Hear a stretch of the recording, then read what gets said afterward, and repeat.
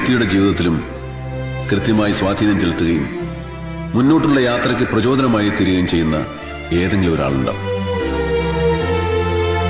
കാതിൽ ചുവന്ന കല്ലുവെച്ച് കടുക്കനിട്ട ഒരു കൊച്ചു കൂട്ടുകാരൻ എനിക്കുണ്ടായിരുന്നു, എന്റെ പ്രിയപ്പെട്ട ബാലൻ. എന്നെ സ്വപ്നം കാണാൻ പഠിപ്പിച്ചവനായിരുന്നു. ഒരു പ്രണയത്തിലകപ്പെട്ട് നാട് വിട്ടുപോയ ബാലനെ ഞാൻ ഓർത്തുകൊണ്ടേയിരിക്കുന്നു.